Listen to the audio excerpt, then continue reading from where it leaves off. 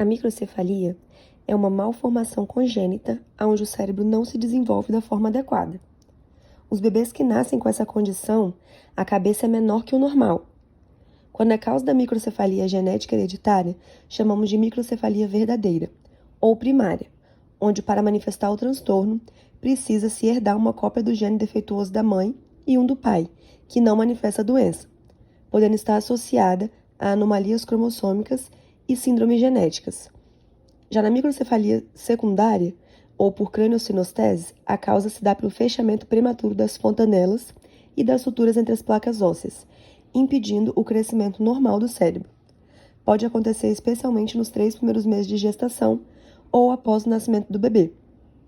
A Organização Mundial da Saúde define a microcefalia com base nos seguintes critérios: recém-nascidos com perímetro cefálico inferior a 2 desvios padrão, ou seja, mais de 2 desvios padrão, abaixo da média para idade gestacional e sexo.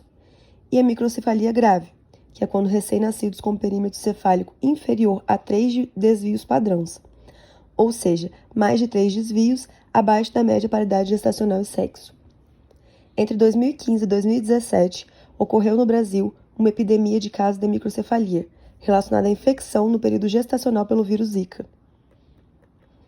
As principais causas da microcefalia se dão através do consumo de álcool, drogas e algumas doenças infecciosas.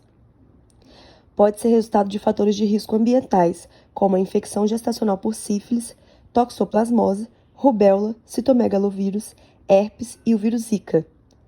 Doenças ou condições maternas, como a diabetes ou a desnutrição.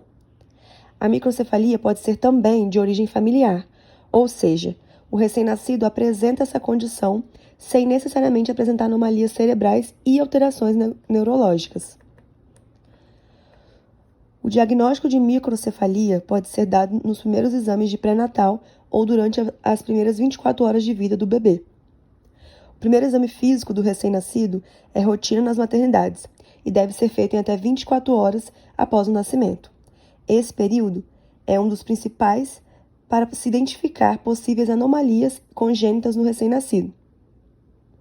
Além do exame físico, exames neurológicos e de imagem também devem ser realizados para a identificação de anomalias cerebrais. Também é possível diagnosticar a microcefalia no pré-natal. Entretanto, somente o médico que está acompanhando a grávida pode indicar o método de imagem mais adequado. E pode ter a sua causa descoberta por meio de tomografia, raio-x, ressonância magnética e, a partir disso, traçar uma conduta terapêutica. Infelizmente, ainda se trata de uma doença sem cura, onde pode-se apenas controlar as complicações e desenvolver as habilidades naqueles que já possuem a doença, garantindo uma melhor qualidade de vida. Cada criança desenvolve complicações diferentes, respiratórias, neurológicas, motoras, como atraso no desenvolvimento, aumento de peso, estatura mais baixa do que o normal, dificuldade para aprender, hiperatividade, impulsividade, irritabilidade em alguns casos, deformação facial, má coordenação, comprometimento da fala e má nutrição ou perda de audição. Não há tratamento específico para a microcefalia, mas possuem suportes fornecidos pelo SUS, que auxiliam no desenvolvimento do bebê e da criança. É necessário incentivar os pais a encaminhar a criança ao fonoaudiólogo, grupos de apoio, terapia ocupacional e fisioterapia para oferecer uma melhor qualidade de vida.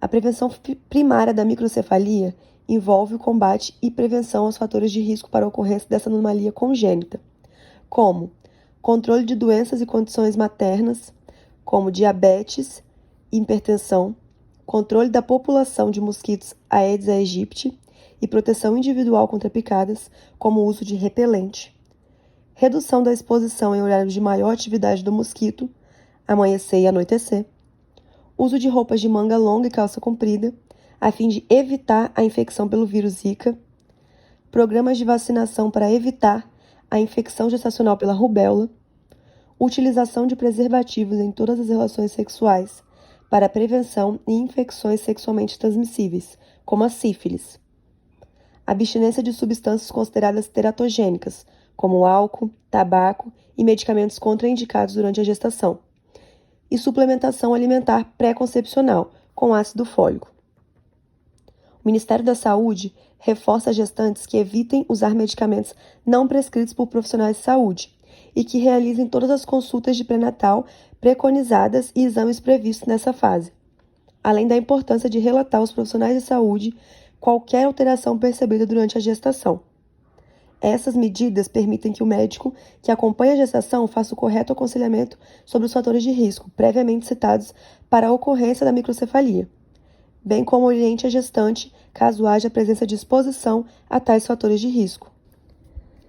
A enfermagem deve, juntamente com a equipe multidisciplinar, oferecer cuidados necessários do recém-nascido com microcefalia, que vão desde o exame físico com verificação do perímetro cefálico, verificação de sinais vitais, manutenção dos cuidados pessoais, higiene, alimentação e vacinas, e da amamentação ao recém-nascido, além de buscar medidas para diminuir o risco de complicações e proporcionar continuidade dos cuidados para o recém-nascido nessa situação.